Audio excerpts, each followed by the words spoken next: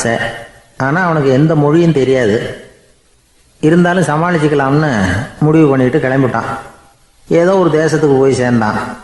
அங்கே அவனுக்கு யாரையும் தெரியாது. அவங்க என்ன மொழியில் பேசிக்கிறாங்க அப்படிங்கிறது கூட புரியல. என்ன பண்ணுறதுன்னு யோசனை பண்ணிட்டு ஒரு இடத்துல நின்றுக்கிட்டு இருக்கிறான். எதிர ஒரு பெரிய கட்டடம், நிறைய பேர் உள்ளே போயிட்டு இருக்கிறாங்க. இவனும் அவங்க பின்னாடியே உள்ளே போனான். ஒரு பெரிய அறை, அலங்காரம்லாம் பண்ணி வச்சிருக்கிறாங்க. நிறைய பேர் சாப்பிட்றதுக்காக உட்காந்துருக்குறாங்க. இவனுக்கு நல்ல பசி, அதனால் இவனும் உட்காந்தான். சாப்பாடு போட்டாங்க, சாப்பிட்டான். அன்பான உபசரிப்பு. இவன் மனசு உள்ள நினச்சிக்கிட்டான், இது ஏதோ அரசருடைய அரண்மனை மாதிரி தெரியுது.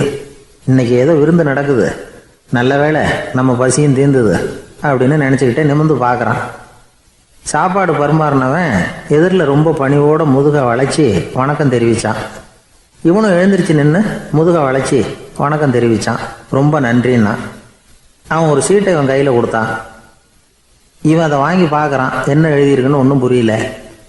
சரி, இந்த நாட்டில் தங்களுடைய நன்றியை சீட்டில் எழுதி தான் கொடுப்பாங்க போல இருக்கு அப்படின்னு நினச்சிக்கிட்டு மறுபடியும் நன்றின்னா. ஆனால் அவன் காசை கொடுங்கன்னான். ஏன்னா அது ஒரு ஹோட்டல், இவன் சாப்பிட்டதுக்கான பில் அது. இவன் அதை புரிஞ்சிக்கவே இல்லை. நன்றின்னு அந்த சீட்டில் எழுதி கொடுக்குறாங்க போல இருக்கு அப்படின்னு நினச்சிக்கிட்டு அதை வாங்கி சட்டை பையில் பத்திரமா வச்சுக்கிட்டு பரவாயில்லைங்க ரொம்ப மகிழ்ச்சின்னா. ஒரு வெளிநாட்டுக்காரனுக்கு இவ்வளவு தூரம் மரியாதை பண்ணுறீங்களே, எங்கள் ஊருக்கு போனதும் உங்களை பற்றி நிறைய சொல்லுவேன் அப்படின்னா. இவன் என்ன சொல்கிறான்னு அவனுக்கு புரியல. இவனை பிடிச்சி அழைச்சிட்டு போய் முதலாளி முன்னாடி நிறுத்தினான். நாம் சொன்னதில் இவனுக்கு ரொம்ப பெருமையாக இருக்கணும் போல இருக்கு, அதுதான் பெரிய இடத்துக்கு அழைச்சிட்டு வந்திருக்கிறான் அப்படின்னு இவன் நினச்சிக்கிறான். அவரும் பில்லுக்கான பணத்தை கொடுங்கிறாரு. பரவாயில்லைங்க ரொம்ப மகிழ்ச்சி நன்றிங்கிறான் இவன். அவரு பார்த்தார், இவனை நீதிமன்றத்துக்கு அனுப்பி வச்சுட்டார்.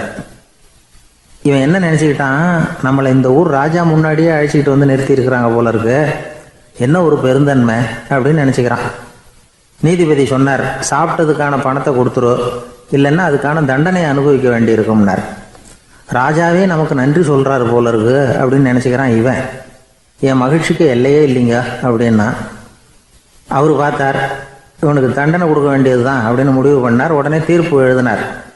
இவனை கழுதையில் பின்புறமாக உட்கார வைங்க, இவன் ஒரு மோசடிக்காரன் அப்படின்னு ஒரு போர்டு எழுதி அவன் கழுத்தில் மாட்டுங்க, அப்புறம் அந்த கழுதையை ஊர் பூரா விரட்டுங்க அப்படின்னார்.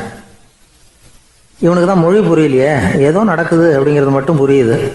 எல்லாரும் சேர்ந்து இவனை ஒரு கழுதை மேலே உட்கார வச்சாங்க. ஓஹோ, நம்மளை பாராட்டி ஒரு ஊர்வலம் நடத்துகிறாங்க போல இருக்கு அப்படின்னு நினச்சிக்கிறான் இவன். எல்லாரும் சத்தம் போட்டுக்கிட்டே கையை தட்டிக்கிட்டு கழுதை பின்னாடி ஓடி வர்றாங்க. இவனுக்கு ரொம்ப உற்சாகமாக இருக்குது. எல்லாருக்கும் கை கூப்பி வணக்கம் சொல்லிக்கிட்டே போகிறான். கூட்டத்தில் திடீர்னு ஒரு தெரிஞ்ச முகம் தெரியுது. அவனுடைய தேசத்தை சேர்ந்த ஒரு ஆள் அவன். அவனை பார்த்ததும் இவனுக்கு ரொம்ப உற்சாகம். நம்ம ஊருக்கு போனதும் இங்கே நமக்கு கிடைச்ச மரியாதையெல்லாம் உண்மைதான்னு சொல்கிறதுக்கு ஒரு சாட்சியும் கிடைச்சிட்டுது அப்படின்னு நினச்சிக்கிறான். அவனை பார்த்து கத்தனான், நல்லா பார்த்துக்க, இந்த ஊர் மக்கள் எனக்கு எப்படிப்பட்ட வரவேற்பு கொடுக்குறாங்கங்கிறத நல்லா கவனிச்சுக்கோ அப்படிங்கிறான். அவனுக்கு அவமானமாக போட்டுது. தலையை குனிஞ்சுக்கிட்டே நழுவி போயிட்டான். இவன் பார்த்தான், அவன் தலை தெரியல. ஆகா, அவனுக்கு நம்ம மேலே பொறாமை போல இருக்கு, அதனால தான் காணாமல் போயிட்டான் அப்படின்னு நினச்சிக்கிறான். இப்படி ஒரு வேடிக்கை கதையை பெரியவங்க சொல்கிறது உண்டு. கதை வேடிக்கையாக இருந்தாலும் இதில் உள்ள கருத்து என்ன தெரியுமா? அந்த கழுதை மேலே உட்காந்துருக்கிறானே, அது மாதிரி தான் நாமளும் அகங்காரங்கிற கழுதை மேலே உட்காந்துக்கிட்டு இருக்கோமா. நாமளும் கிட்டத்தட்ட அதே மாதிரி பிரம்மையில் தான் இருக்கிறோமா. என்ன நடக்குதுங்கிறதே புரியறதில்லை. அகங்காரத்தில் பேசுகிறவனுக்கும் சித்த சுவாதீனம் இல்லாமல் பேசுகிறவனுக்கும் அதிக வித்தியாசம் இருக்கிறதில்ல. அது மாதிரி ஒருத்தன் தன்னுடைய வீட்டை சுற்றி சேற்றை வாரி அரைச்சிக்கிட்டு இருந்தானா. அந்த வழியாக வந்த ஒரு பெரியவர் அதை பார்த்துருக்கார். என்னப்பா பண்ணிகிட்டு இருக்கிற அப்படின்னு கேட்டாரான். கழுதைகளை விரட்டிக்கிட்டு இருக்கிறேன் அப்படின்னானா. இங்கே கழுதைகளே காணுமே அப்படின்னாரான் அவர். அதுதான் ஏற்கனவே விரட்டி விட்டனே அப்படின்னானா இவன். ஒரு ஊரில் ஒரு ராஜா இருந்தார். அவர் ஒரு நாள் காலையில் அரண்மனையில் மேல் மாடத்தில் வந்து நின்றுக்கிட்டு இருந்தார். அப்போ ஒரு ஆள் வீதியில் ரொம்ப வேகமாக ஓடிக்கிட்டு இருக்கான். அதை ராஜா கவனித்தார். அவன் மனசில் ஏதோ ஒரு தவிப்பு இருக்குங்கிறத புரிஞ்சுக்கிட்டார். உடனே அரண்மனை சேவகர்களை கூப்பிட்டார். அந்த ஆளை இங்கே அழைச்சிட்டு வாங்க அப்படின்னார். இவங்க ஓடி போய் அந்த ஆளை அழைச்சிட்டு வந்தாங்க. மன்னர் முன்னாடி நிறுத்தினாங்க. மன்னர் அவனை நிமிர்ந்து பார்த்தார். எதுக்காக இவ்வளோ வேகமாக ஓடிக்கிட்டு இருக்கிற அப்படின்னு கேட்டார்.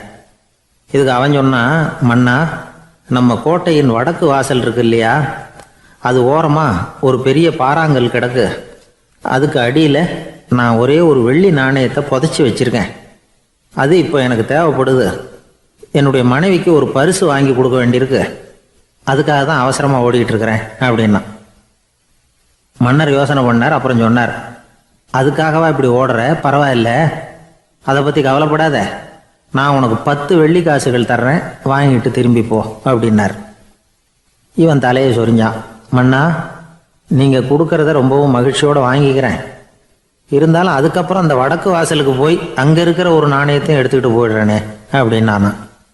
இதை வரப்பா, அந்த ஒரு நாணயத்தை மறந்துடு, உனக்கு 100 வெள்ளி நாணயங்கள் தரேன் இருக்கார்.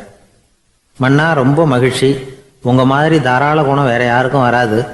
நீங்கள் கொடுக்குற 100 நாணயங்களையும் வாங்கிக்கிறேன். இருந்தாலும் வடக்கு வாசலுக்கு போய் அதையும் எடுத்துக்கிட்டா 101 ஆயிடுமே அப்படின்னானா. இதை பாருப்பா, அந்த ஒரு நாணயத்தை மறந்துடு, அது எக்கேடாவது கெட்டு போகட்டும். நான் உனக்கு 100 பொற்காசுகள் தரேன், அதையாவது வாங்கிட்டு வந்த வழியிலேயே திரும்பி போடுன்னாராம். தங்க நாணயங்களே தரேன்னு சொல்கிறீங்க, தாராளமாக வாங்கிக்கிறேன். இருந்தாலும் வடக்கு வாசலுக்கு போய் அப்படின்னு மறுபடியும் ஆரம்பித்தான். அரசர் பொறுமை இழந்துட்டார். கடைசியாக ஒரு முடிவுக்கு வந்துட்டார்.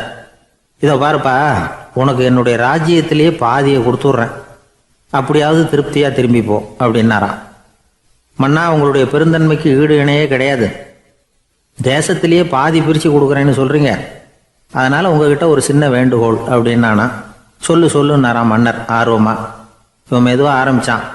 அப்படி இந்த ராஜ்யத்தை 2ஆக பிரிக்கிறப்போ அந்த வடக்கு வாசல் இருக்கிற பக்கத்தை என்கிட்டயே கொடுத்துருங்கோ அப்படின்னானா. மன்னர் அசந்து போயிட்டார்.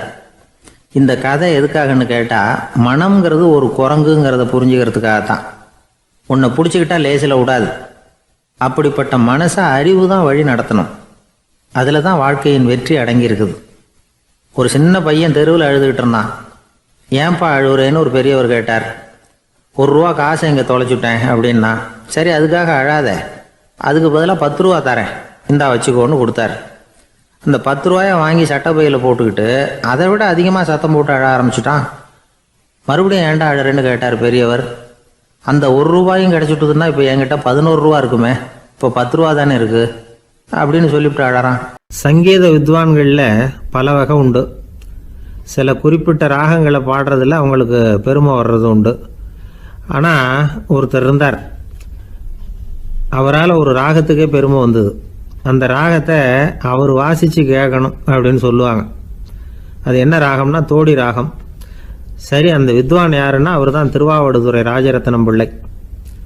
பேராசிரியர் கல்கி ஒரு சமயம் தம்முடைய பத்திரிகையில் எழுதினாராம். அதை அப்படியே படிக்கிறேன் கேளுங்களேன்.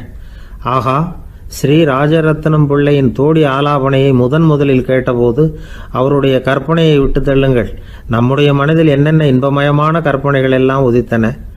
குழந்தை தாயிடம் கொஞ்சம் குரலை கேட்டோம், அன்னை குழந்தையிடம் கொஞ்சம் குரலை கேட்டோம், ரதியும் மன்மதனும் பேசிக்கொண்ட காதல் மொழிகளை கேட்டோம், முருகன் சிவபெருமான் செவிகுளிர மொழிந்த உபதேசத்தை கேட்டோம், கலைமகள் கவிஞனுக்கு அருளிய ஆசி மொழிகளை கேட்டோம், நாரத முனிவருடைய தம்பூரா சுருதியை கேட்டோம், ராவணன் தன் எலும்பை ஒடித்து வீணையாகச் செய்து வாசித்த கானத்தை கேட்டோம், கானப்பறவைகளின் கலகல ஒலியை கேட்டோம், கோலக்குயில்களின் குரல் இனிமையை கேட்டோம்.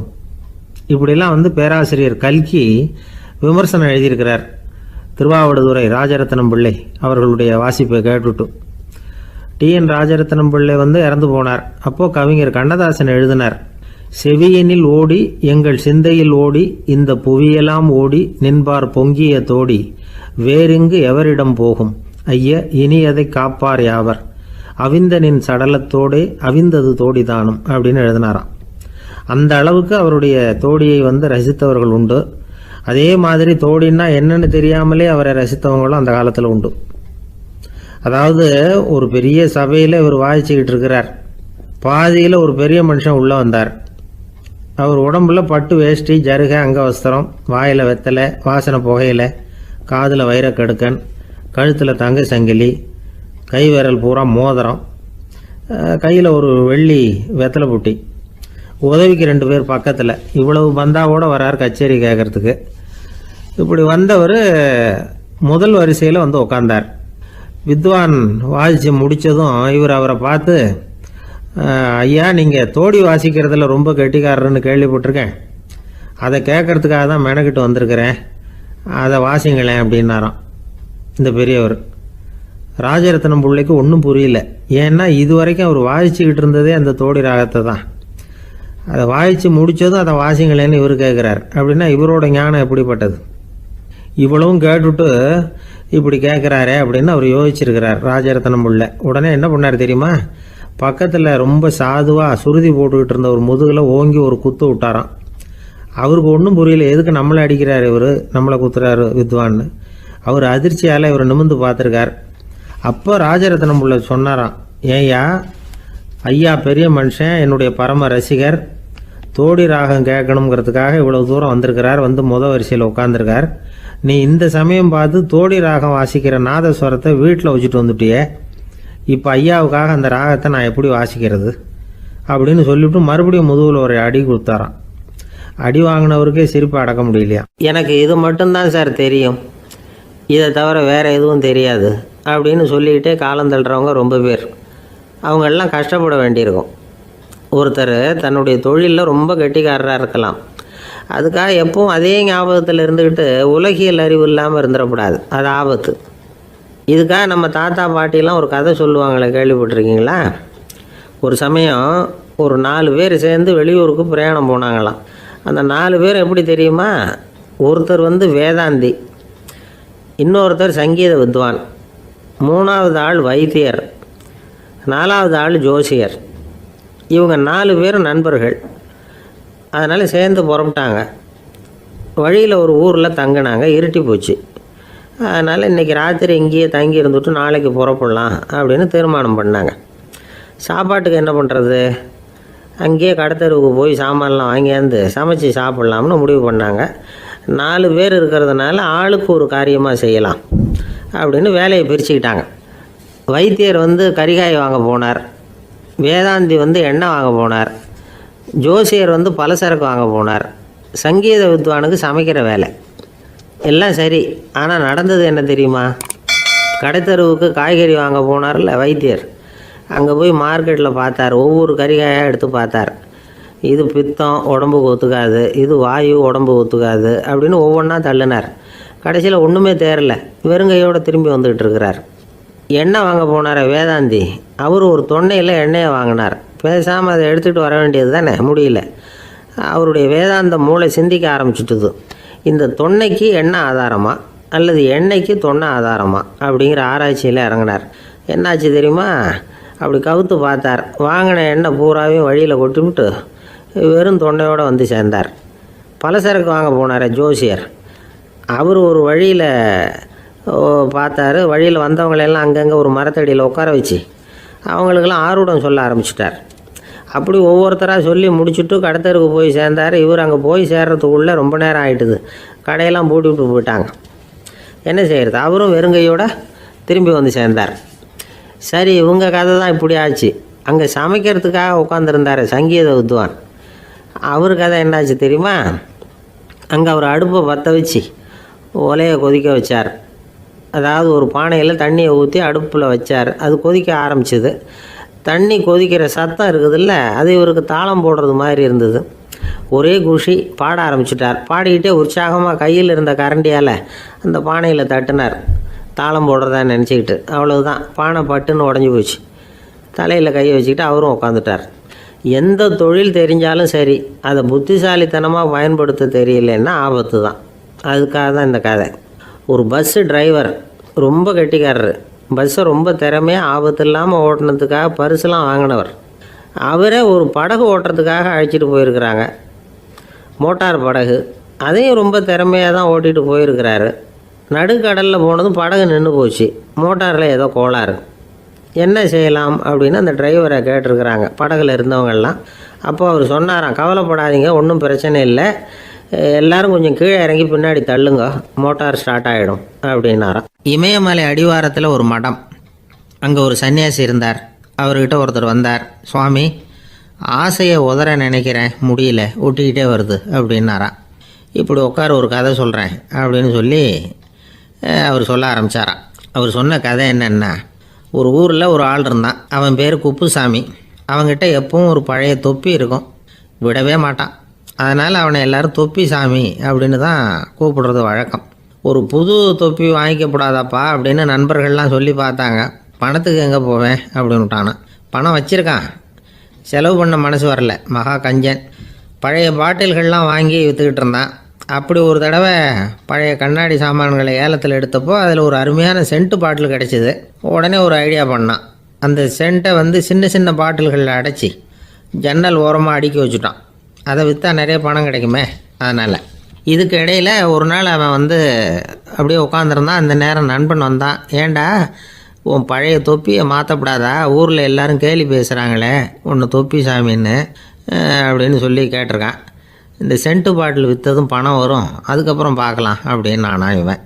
சரி வா நீச்சல் குளத்துக்கு போயிட்டு வருவோம் அப்படின்னு கூப்பிட்ருக்கான் நண்பன். 2 பேரும் போனாங்க. அதே நேரம் அந்த ஊர் நீதிபதியும் அங்கே குளிக்க வந்தாராம். அவர்கிட்ட இருந்தது விலை வசந்த ஒரு புது தொப்பி. அதை அங்கே இருந்த ஸ்டாண்டில் மாட்டிவிட்டு குளிக்க போனார். இதுக்கிடையில் குப்புசாமி குளிச்சுட்டு வந்தான். அவனுடைய பழைய தொப்பியை காணலை. அந்த புது தொப்பியை பார்த்தா இது நண்பனுடைய வேலை தான் அப்படிங்கிறதாக புரிஞ்சுக்கிட்டு அதை எடுத்து மாட்டிகிட்டு வந்துட்டான். நீதிபதி குளிச்சுட்டு வந்து பார்க்குறாரு, தொப்பியை காணும். போலீஸில் புகார் கொடுத்தார். அவங்க தேடினாங்க. ஒரு மூலையில் பழைய தொப்பி கிடச்சிது. அடடா இது நம்ம குப்புசாமியோட தொப்பி இல்லையா அப்படின்னு நானா ஒருத்தன். உடனே அவன் வீட்டுக்கு தேடிட்டு போயிருக்காங்க. அங்கே போய் பார்த்தா புது தொப்பி அங்கே இருக்குது. உடனே அவனுக்கு 1000 ரூபா அபராதம் போட்டாங்களாம். அவன் பணத்தை கட்டிவிட்டு ரொம்ப எரிச்சலோடு வீட்டுக்கு வந்தான். பழைய தொப்பி கண்ணில் பட்டது. மறுபடியும் உன்னால் தானே எனக்கு 1000 ரூபா நஷ்டம் அப்படின்னு சொல்லி அதை எடுத்துக்கிட்டு அப்படி போயிருக்கான். அந்த ஊர் குளத்தில் வீசி எரிஞ்சிட்டு வந்துட்டான். அது மீன் பிடிக்கிற ஒருத்தன் கையில் சிக்கிச்சு. அவன் வர்ற வழியில் அதை எடுத்து வேகமாக வீசி எறிஞ்சான். அது நேராக குப்புசாமி வீட்டு ஜன்னல் வழியாக உள்ளே இந்த சென்ட்டு பாட்டில்கள் மேலே விழுந்து எல்லாம் உடஞ்சி நொறுங்கி போச்சு. குப்புசாமி பார்த்தான். தோட்டத்தில் ஆழமாக ஒரு குழியை வெட்டினான். அந்த தொப்பியை போட்டான், மூடிவிட்டான். இதை அடுத்த வீட்டுக்காரன் பார்த்தான். ஏதோ புதையல் தான் வச்சுருக்கான் போல இருக்குன்னு நினச்சான். போலீஸில் போய் புகார் கொடுத்துட்டான்.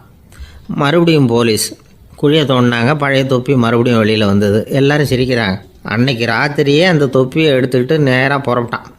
ஒரு கல்லில் அதை சேர்த்து கட்டி குடிநீர் தொட்டி இருக்கும்ல அதில் போட்டுட்டு வந்துட்டான். இனிமேல் என்ன பண்ணும் பார்ப்போன்னு. ஒரு நாள் திடீர்னு குழாயெல்லாம் அடைப்பட்டு போச்சு.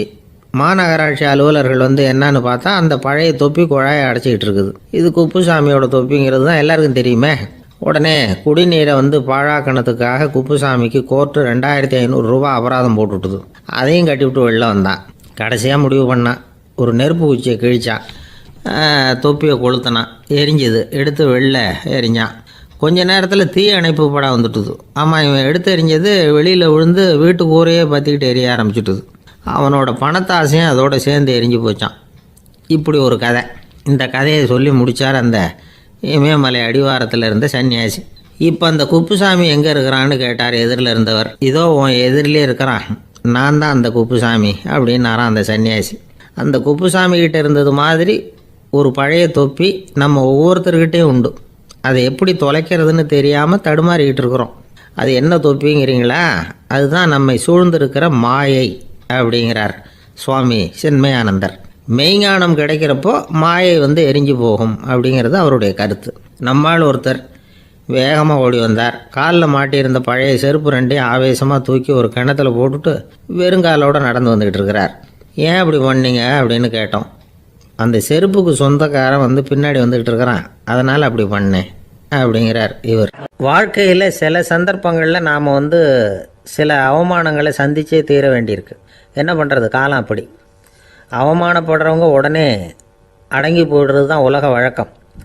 அவமானப்பட்டால் உடனே சீறி எழறவங்களும் உண்டு. ஆனால் அதையே ஒரு சவாலாக எடுத்துக்கிட்டு முன்னுக்கு வர்றவங்களும் சில பேர் இருக்கிறாங்க. அவங்க ரொம்ப அபூர்வம். இன்றைக்கி மனோதத்துவ நிபுணர்கள்லாம் என்ன சொல்கிறாங்க தெரியுமா? அவமானப்பட்டுட்டா உடனே அடங்கி போயிடக்கூடாதான். அதையே ஒரு சவாலாக எடுத்துக்கிட்டு மனசில் ஒரு வைராக்கியத்தோடு முயற்சி பண்ணினா வாழ்க்கையில் எல்லாரும் முன்னேறலாமா. அவமானங்கிறத நாம் வைராக்கியமாக மாற்றிக்கணும். அதுதான் வெற்றிக்கு வழி. ராமர் இந்த பூமியில் பிறந்ததே ஒரு வைராக்கியத்தினால தான் சார் அப்படின்னார் ஒருத்தர். எப்படிங்க அது அப்படின்னு கேட்டேன். அவர் சொன்னார், தசரதருக்கு ராமர் குழந்தையாக பிறக்கணும், அப்போ தான் இங்கே இருக்கிற கஷ்டங்கள்லாம் நீங்கும் அப்படின்னு சர்வ லோகமும் எதிர்பார்த்துக்கிட்டு இருக்குது. ஆனால் அவர் எப்போ வந்து பிறப்பார் அப்படின்னு யாருக்கும் தெரியல. அந்த காரியம் சீக்கிரம் நடக்கணுமே, அதுக்கு என்ன பண்ணுறது? நாரதர் வந்தார் ஒரு நாள் தசரதரை தேடி. தசரதா, உனக்கு ஒரு செய்தி தெரியுமான்னு ஆரம்பித்தார். அவர் எப்பவும் இப்படித்தானே ஆரம்பிக்கிறது வழக்கம். என்ன விஷயம்னு கேட்டார் தசரதர். தசரதா, நீ அடிக்கடி உன்னோட தேரில் ஏறிக்கிட்டு தேவலோகத்துக்கு போகிற, அங்கே போகிற வர்ற எல்லாம் பண்ணிகிட்ருக்க, எல்லாம் சரி. தேவலோகத்துலேயும் உன்னை நல்லபடியாக தான் வரவேற்கிறாங்க. தேவேந்திரன் உன்னை பிரியமாக அழைச்சிட்டு போய் தன்னுடைய அரியாசனத்திலேயே தனக்கு பக்கத்திலேயே உட்கார வைக்கிறான். நீயும் சந்தோஷமாக உட்காந்து பேசிவிட்டு வந்துடுற. ஆனால் நீ இங்கே வந்ததுக்கு அப்புறம் அங்கே என்ன நடக்குது தெரியுமா உனக்கு அப்படின்னாரான் நாரதர். என்ன நடக்குது எனக்கு ஒன்றும் தெரியலையே அப்படின்னாரான் தசரதர். நாரதர்கிட்ட வந்து கிட்டத்தில் வந்து கேட்டிருக்கார், கொஞ்சம் சொல்லுங்கள் என்னது அப்படின்னு. அவர் நெருங்கி வந்தாரான் நாரதரும். மெதுவாக அவர் காதோட காதாக சொன்னாராம். அதாவது நம்ம பாஷையில் சொல்லப்போனால் பற்ற வைக்கிறார். நீ அங்கே தேவேந்திரங்கிட்ட உட்காந்து பேசிவிட்டு வந்த பிறகு நீ அங்கே உட்காந்துருந்த அரியாசனத்தை தண்ணி ஊற்றி கழுவி சுத்தப்படுத்துகிறாங்க. நீ என்ன அந்த அளவுக்கு சுத்தம் இல்லாத ஆளா, தினம் குளிக்காமையாக இருக்கிற அப்படின்னாராம். தசரதருக்கு இது ரொம்ப அவமானமாக போயிட்டுது. அப்படியே செய்கிறாங்க அப்படின்னாராம். ஆமாம், நீ வேணும்னா நான் சொல்கிறது உண்மையா இல்லையா அப்படின்னு சோதனை பண்ணி பார்த்துக்கோ அப்படின்னாரான் நாரதர். உடனே தசரதர் இதுக்காகவே புறப்பட்டு தேவலோகம் போனார். அங்கே வழக்கம் போலவே இவரை கூப்பிட்டு உட்கார வச்சு பேசிக்கிட்டு இருந்தான் தேவேந்திரன். கொஞ்ச நேரம் பேசிக்கிட்டு இருந்துட்டு சரி நான் கிளம்புறேன்னு புறப்பட்டார். சரி, அவனும் வாசல் வரைக்கும் வந்து வழி அனுப்பி வச்சுட்டு உள்ளே போயிட்டான். தசரதர் வெளியில் கொஞ்சம் நேரம் மறைஞ்சி இருந்துட்டு மெதுவாக உள்ளே எட்டி பார்த்தார் என்ன நடக்குதுன்னு. நாரதர் சொன்னது உண்மைதான். தசரதர் உட்காந்துருந்த ஆசனத்தை அங்கே 2 தேவர்கள் கழுவி சுத்தப்படுத்திக்கிட்டு இருக்கிறாங்க. தசரதரால் இதை தாங்கிக்க முடியல. அவருக்கு ரொம்ப அவமானமாக போச்சு. நேராக கிடுகிடுன்னு தேவேந்திரங்கிட்டே போனார். நான் உட்காந்துருந்த இருக்கையே சுத்தம் பண்ணுறியே, நான் என்ன அந்த அளவுக்கு பாவியா அப்படின்னு கேட்டார். ரொம்ப கோபமாக கேட்டார். தசரதரே, மனுஷனுக்கு 3 கடன்கள் உண்டு. தேவ கடன், ரிஷி கடன், பித்ரு கடன். இதை தீர்க்காதவன் பாவியாகிறான். இதில் மகனை பெறுவதால் தான் பித்ரு கடன் தீரும். உனக்கு மகன் கிடையாது, அதனால் நீ பாவி ஆகிற. பாவி உட்காந்துருந்த இடம்ங்கிறதுனால அதை சுத்தம் செய்ய வேண்டியது எங்கள் கடமை அப்படின்னு நானான் தேவேந்திரன். இந்த இடத்துல தசரதருக்கு ஏற்பட்ட அவமானம் ஒரு வைராக்கியமாக மாறிச்சு. தேவேந்திரனே கேட்டுக்கோ, ஒரு மகனை பெற்ற பிறகு தான் இந்த சபையில் மறுபடியும் அடி எடுத்து வைப்பேன் அப்படின்னு சொல்லிவிட்டு போயிட்டாரான். போய் புத்திர காமேஷ் யாகம் பண்ணார். புத்திரர்கள் பிறந்தார்கள். இந்த கதையில் உள்ள கருத்து என்னென்னா, தேவேந்திரன் தசரதரை அப்படி அவமானப்படுத்தலைன்னா அவருக்கு இப்படி ஒரு வைராக்கியம் பிறந்திருக்குமா யோசிச்சு பார்க்கணும். நமக்கு ஏற்படுகிற சில அவமானங்களையும் வைராக்கியமாக மாற்றிக்குவோம். அப்படி மாற்றிக்கிட்டோம்னா வாழ்க்கையில் வந்து முன்னேறலாம். நம்ம ஆளுங்க சில பேர் அவமானத்தை வந்து வைராக்கியமாக மாற்றிக்கிறது எப்படி தெரியுமா? நம்மக்கிட்ட ஒரு பையன் சொன்னான், எங்கள் அப்பா என்னை எல்லாருக்கும் முன்னாடி வச்சு திட்டிவிட்டார், பொறுப்பு இல்லாமல் ஊர் சுற்றுறேன்னு சொல்லி அவமானப்படுத்தி விட்டார். இனிமேல் நீ என் முகத்திலேயே முழிக்காதரா போடான்னு வேற சொல்லிவிட்டார். எனக்கு ரோஷம் வந்துட்டுது. அந்த அவமானத்தை வைராக்கியமாக மாற்றிக்கிட்டேன். அன்னையிலேருந்து அவர் முகத்திலேயே முழிக்கிறது இல்லை அப்படின்னா. அப்படியான்னு கேட்டோம். ஆமாங்க, அவர் வீட்டில் இல்லாத நேரமாக பார்த்து உள்ளே சமையல் கட்டுக்கு போய் சாப்பிட்டுட்டு நைஸாக வெளியில் வந்துடுவேன் அப்படிங்கிறான் அவன். ஒரு கடைக்கு போனேன், 5 ரூபா பணத்தை எடுத்து கொடுத்தேன்.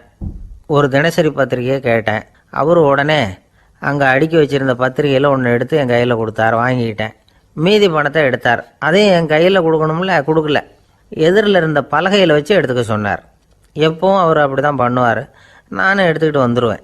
இவர் ஏன் இப்படி பண்ணுறாருங்கிறது எனக்கு ரொம்ப நாளாக ஒரு சந்தேகம். ஒரு நாள் அவர்கிட்டயே இதை கேட்டுவிட்டேன். ஏங்க, நீங்கள் உங்கள் கடைக்கு வந்து பொருள்கள் வாங்குறவங்களுக்கு நீங்கள் பாக்கி சில்லறையை கொடுக்குறப்போ பலகையில் வச்சு விட்றீங்க, கையில் கொடுக்க மாட்டேங்கிறீங்களே, ஏன் அப்படின்னு கேட்டேன். காசை கையில் கொடுத்தா நம்மக்கிட்ட இருக்கிற லட்சுமி போயிடுவா சார் அப்படின்னார். அதாவது பணம் செலவாயிடும் அப்படின்னு அர்த்தமா. இன்னொரு நண்பர், அவர் ஒரு நாள் வழக்கத்துக்கு மாறாக ரொம்ப சோகமாக உட்காந்துருக்கிறார். ஏங்க என்னாச்சு, ஏன் இப்படி கப்பலே கவிழ்ந்தது மாதிரி உட்காந்துருக்குறீங்க அப்படின்னு கேட்டேன். கப்பலே கவிழ்ந்திருந்தா கூட நான் இப்படி கவலைப்பட மாட்டேன் சார், வேற ஒன்று நடந்து போச்சுன்னார். என்னன்னு கேட்டேன். என் உச்சந்தலையில் பல்லி ஒன்று விழுந்துட்டுதுன்னார். அதுக்காகவா இப்படி அப்படின்னு ஆச்சரியப்பட்டேன். ஆமாங்க, பல்லி உச்சந்தலையில் விழுந்தால் பலன் என்னன்னு பஞ்சாங்கத்தில் பார்த்தேன், மரணம்னு போட்டிருக்கு அப்படின்னு சொல்லிவிட்டு அவர் தொடர்ந்து கவலைப்பட ஆரம்பிச்சிட்டார். இப்படியும் ஒருத்தர். என் கூட வேலை பார்க்குற ஒருத்தர் எப்படி தெரியுமா, தினமும் வலது காலை வச்சு தான் ஆஃபீஸுக்கு உள்ளே நுழைவார். என்னைக்காவது தவறுதலாக இடது காலை வச்சு உள்ளே வந்துட்டார்னா அன்னைக்கு பூரா மனசு சங்கடப்படுவார். எந்த வேலையும் சரியாக ஓடாது. கேரம் போர்டு ஆடுற ஒருத்தர் எப்போ ஆட உட்காந்தாலும் ஸ்ட்ரைக்கரை கை தவறி கீழே விழுற மாதிரி பண்ணி அதுக்கப்புறம் அதை எடுத்துக்கிட்டு ஆட உட்காருவார். ஏன்னா எப்போவோ ஒரு தடவை நிஜமாகவே அது கை தவறி கீழே விழுந்திருக்குது. அன்னைக்கு பிரமாதமாக ஜெயிச்சுட்டார். உடனே ஒரு முடிவுக்கு வந்துட்டார், கை தவறுனா லாபம் அப்படின்னு. அதுக்கப்புறம் அதையே பழக்கமாக்கிக்கிட்டார். பூனை குறுக்க போனால் சகுனம் சரியில்லைன்னு நினைக்கிறவங்க உண்டு. ஆனால் ஒருத்தர் எப்படி தெரியுமா, அவர் வெளியில் கிளம்புற சமயம் பக்கத்து வீட்டு ரேடியோவில் மியாவ் மியாவ் பூனைக்குட்டின்னு பாட்டு சத்தம் கேட்டால் கூட போதும், சகுனம் சரியில்லைன்னு பிரயாணத்தை கேன்சல் பண்ணிவிடுவார். இப்போ இவ்வளவும் எதுக்கு சொல்கிறோம்னா, அளவுக்கு மீறின சகுன நம்பிக்கைகள் இருக்குது பாருங்கள், இதோட பயமும் சேர்ந்துக்கிட்டதுன்னு வச்சுக்கோங்க, இது ஒருத்தருடைய மனநிலையை பாதிச்சிடும். இது உளவியல் நிபுணர்கள் சொல்கிற கருத்து. வாழ்க்கையே தடுமாற வச்சிரும். பாதுகாப்பு இல்லாத உணர்வு, ஒரு விதமான டிப்ரெஷன் மனநிலை, இதெல்லாம் தான் இதுக்கு காரணமாக அமையலாம். சில பேர் காய்கறி நறுக்க கத்தியை கையில் எடுத்தால் கூட நேரம் சரியாக இருக்கா அப்படின்னு பார்த்துட்டு தான் வேலையை ஆரம்பிக்கிறது வழக்கம். அறிவு தான் மனசுக்கு வாத்தியாராக இருக்கணும். அப்போ தான் வாழ்க்கை நிம்மதியாக இருக்கும். அறிவு மனசு சொல்கிறபடியெல்லாம் கேட்க ஆரம்பிச்சுட்டுதுன்னா இடைஞ்சல் தான். ஒருத்தருக்கு 7ஆம் நம்பர் தான் ராசியான நம்பரான். 7ஆம் தேதி தான் எந்த காரியத்தையும் ஆரம்பிப்பாராம். 7 எழுத்து வர்றது மாதிரி பேரை மாற்றி வச்சுக்கிட்டார். 7 மணிக்கு தான் தினமும் எழுந்திருப்பார். 7ஆம் நம்பர் வீட்டில் தான் குடியிருக்கார். கல்யாணம் கூட 7ஆம் தேதி தான் பண்ணிக்கிட்டார். அவர் ஒரு நாள் குதிரை பந்தயத்துக்கு போனாராம். குதிரையோட பேரையெல்லாம் பார்த்தார். ஒரு குதிரையோட பேர் 7 எழுத்தில் அமைஞ்சிருந்தது. 7 தானே இவருக்கு அதிர்ஷ்ட நம்பர். அதனால் உடனே அது பேரில் பணத்தை கட்டினார். பந்தயம் நடந்தது. என்ன சார் ஆச்சுன்னு கேட்டாங்க. நான் பணம் கட்டின அந்த என்னோடய குதிரை 7ஆவதாக சேர்ந்தது சார் அப்படின்னாராம் சோகமாக. ஒரு ஊரில் ஒரு ராஜா இருந்தார். அவர் ஒரு பூனை வளர்த்தார். ரொம்ப செல்லமாக அவர் அந்த பூனையை வளர்த்தார். அவர் என்ன பண்ணுவார் தெரியுமா, இரவு நேரத்தில் அந்த பூனையோட தலையில் ஒரு விளக்கை வச்சுருவார். அந்த பூனை ரொம்ப ஜாக்கிரதையாக அந்த விளக்கு கீழே விழுந்துடாமல் பார்த்துக்கும். தலையை ஆட்டாமல் ரொம்ப நிதானமாக ராஜா பின்னாடி நடந்து போய்கிட்டே இருக்கும். அந்த விளக்கு வெளிச்சத்தில் எல்லா வேலைகளையும் செஞ்சுருவார். கையில் ஒரு விளக்கை தனியாக எடுத்துகிட்டு போக வேண்டிய அவசியமே இல்லை. விளக்கை தூக்கிட்டு போகிற வேலையை அந்த பூனை பார்த்துக்கும். அதனால் ராஜாவுக்கு அந்த பூனை மேலே ரொம்ப பிரியம். மந்திரிகளையெல்லாம் கூப்பிட்டு அவங்கக்கிட்ட சொல்லுவார், பார்த்தீங்களா இந்த பூனை எவ்வளவு விசுவாசமாக நடக்குது, என் பேரில் எவ்வளவு மரியாதை பார்த்தீங்களா அதுக்கு அப்படிம்பார். இதை கேட்டுவிட்டு அங்கேருந்து அமைச்சர்களில் ஒருத்தர் சொன்னார், மன்னா நீங்கள் சொல்கிறது சரிதான், இருந்தாலும் இந்த பூனையோட விசுவாசத்தை நாம் கொஞ்சம் சோதித்து பார்க்க வேண்டியிருக்கு அப்படின்னாராம். சரி, உங்கள் ஆசையை ஏன் கெடுக்கணும், நல்லா சோதித்து பாருங்கள் அப்படின்னு சொல்லிவிட்டார் ராஜா. உடனே அந்த அமைச்சர் என்ன பண்ணார் தெரியுமா, எங்கேயோ புறப்பட்டு போனார். ஒரு 5-6 எலிகளை பிடிச்சிட்டு வந்தார். அரண்மனையில் ராஜா ஏதோ வேலை பார்த்துக்கிட்டு இருக்கிறாரு. பக்கத்தில் அந்த பூனை ரொம்ப பணிவாக நின்றுக்கிட்டு இருக்குது. அது தலையில் விளக்கு எரிஞ்சிக்கிட்டு இருக்கு. அமைச்சர் தான் பிடிச்சிட்டு வந்த எலிகளை அந்த பூனை பார்வையில் படுறது மாதிரி எதிரில் விட்டார். அந்த எலிகள்லாம் அங்கேயும் இங்கேயும் ஓட ஆரம்பிச்சிது. அதை பார்த்தது பூனை, அவ்வளவுதான். தலையில் இருக்கிற விளக்கை பற்றியும் கவலைப்படலை, ராஜாவை பற்றியும் கவலைப்படலை. ஒரே பாய்ச்சலாக பாஞ்சு எலிகளை துரத்த ஆரம்பிச்சுட்டுது. தலையில் இருந்த விளக்கு எங்கேயோ போய் விழுந்தது, அணைஞ்சு போச்சு. இருட்டில் ராஜா தடுமாற ஆரம்பிச்சுட்டார். இந்த சமயத்தில் அந்த அமைச்சர் மறுபடியும் விளக்கை ஏற்றினார். வெளிச்சம் வந்தது. அதுக்கப்புறம் அந்த அமைச்சர் பேசினார், அரசே, பூனையோட விசுவாசத்தை பார்த்தீங்களா, எலி அது கண்ணில் படுற வரைக்கும் தான் விசுவாசமாக இருந்தது. அது மாதிரி எலியை பார்த்ததும் எல்லாத்தையும் விட்டுட்டு அதை துரத்த ஆரம்பிச்சுட்டு பார்த்தீங்களா. தான் அந்த பூனையை பற்றி நினச்சது தப்புங்கிறது அதுக்கப்புறம் தான் அந்த ராஜாவுக்கு புரிஞ்சுதான். சரி, இப்போ எதுக்கு இந்த கதையெல்லாம் அப்படிங்கிறீங்களா, இந்த பூனை மாதிரி தான் நம்ம மனசும். மனசை எவ்வளவு தான் பயிற்சி கொடுத்து பக்குவமாக வச்சுருந்தாலும் பார்க்குறதுக்கு பரமசாது மாதிரி தான் இருக்கும். பார்க்க வேண்டியதை பார்த்துட்டுதுன்னா பாஞ்சிரும். இந்த பூனை மாதிரி புலன் இன்ப பொருள்கள் கிட்டாத வரைக்கும் மனம் அடங்கி இருக்கிறது மாதிரி தான் தெரியும். கொஞ்சம் வாய்ப்பு கிடைச்சாலும் அது குதிக்க ஆரம்பிச்சிடும், தப்பு பண்ண ஆரம்பிச்சிடும். பெரிய பெரிய முனிவர்கள் வாழ்க்கையில் நடந்த வீழ்ச்சி இதை தான் நிரூபிக்குது. புலன்களின் ஆற்றல் அதிகம். அதனால் மனக்கட்டுப்பாடு பயிற்சிகளில் ரொம்ப எச்சரிக்கையாக இருக்கணுங்கிறார் சுவாமி சிவானந்தர். மது பழக்கத்தையே விட்டுவிட்டேன்னு உறுதியாக இருப்பான். கடை கண்ணில் பட்டுவிட்டதுன்னா கால் அவனை கேட்காமலே இழுத்துக்கிட்டு உள்ளே போயிடும். இதுதான் மனசுங்கிறது. அதுதான் அந்த ராஜா வளர்த்த பூனை. நம்மால் ஒருத்தன் அந்த ராஜா பூனை தலையில் விளக்க வச்சது மாதிரி இவன் தன்னுடைய தலையிலேயே ஒரு விளக்கை ஏற்றி வச்சுக்கிட்டு என்னத்தையோ தேட ஆரம்பித்தான். தேடிக்கிட்டு இருக்கிறான். தலையை ஆட்டாமல் நிதானமாக நடந்து ரொம்ப நேரமாக தேடிட்டு இருக்கிறான். அந்த சமயம் அங்கே வந்த ஒருத்தர் என்னத்தை தேடுறீங்கன்னு கேட்டார். அதுதான் மறந்து போச்சு அப்படின்னு இழுத்தான். சரி, கொஞ்சம் இப்படி உட்காருங்க, ஞாபகம் வந்ததும் தேட ஆரம்பிக்கலாம் அப்படின்னார் அவர். இவன் கொஞ்ச நேரம் உட்காந்து யோசித்தான். அப்புறம் திடீர்னு எழுந்திரிச்சான். ஞாபகம் வந்துட்டுதுன்னா. என்னன்னு கேட்டார். எங்கள் வீட்டில் இருந்த விளக்கை எங்கே வச்சேன்னு தெரியல, அதை தான் தேடிக்கிட்டு இருக்கிறேன், ஏற்றி வைக்கலாம்னு பார்க்குறேன் அப்படின்னா. இந்த உலகத்தில் நாம் நல்லபடியாக இருக்கணும்னா அதுக்கு முக்கியமாக தேவைப்படுறது ரெண்டு. ஒன்று செல்வம், இன்னொன்று அறிவு. சரி, இது ரெண்டில் சிறந்தது எது அப்படின்னு ஒரு கேள்வி கேட்டால் என்ன பதில் சொல்கிறது? இதே கேள்வியை ஹஸ்ரத் அலி அவர்கள்கிட்ட கேட்டாங்களாம். அவர் ஒரு பெரிய அறிஞர். கேள்வி கேட்டவங்களும் சாதாரண ஆட்கள் இல்லை, இவங்களும் அறிஞர்கள். ஒரு நாள் ஹஸ்ரத் அலி அவர்கள்கிட்ட 10 அறிஞர்கள் வந்தாங்களாம். ஐயா, நாங்கள் 10 பேரும் உங்ககிட்ட ஒரே கேள்வியை தான் கேட்க வந்திருக்கிறோம், ஆனால் எங்கள் 10 பேருக்கும் நீங்கள் தனித்தனியாக பதில் சொல்ல முடியுமா அப்படின்னு கேட்டிருக்காங்க. அதாவது அவங்க ஒரே கேள்விக்கு இவர்கிட்ட இருந்து 10 விதமான பதில் எதிர்பார்க்குறாங்க. சரி கேளுங்க, என்ன கேள்வி அப்படின்னார் அவர். அப்போ தான் அவங்க கேட்டாங்களாம், செல்வம் அறிவு இது ரெண்டில் சிறந்தது எது? இதுதான் கேள்வி. ஹஸ்ரத் அலி என்ன பண்ணார் தெரியுமா? அவங்கள ஒவ்வொருத்தராக கூப்பிட்டார். ஒவ்வொரு விதமான பதிலை சொல்லி அனுப்புனார். முதல்ல ஒருத்தரை கூப்பிட்டார். சொன்னார், அறிவுங்கிறது தீர்க்கதரிசிகள், ஞானிகள், மகான்கள் இவங்களோட பரம்பரை சொத்து. ஆனால் செல்வம்ங்கிறது கொடுங்கோலரின் ஆயுதம், அதனால் அறிவு தான் சிறந்தது அப்படின்னார். ரெண்டாவது ஆளை கூப்பிட்டார்.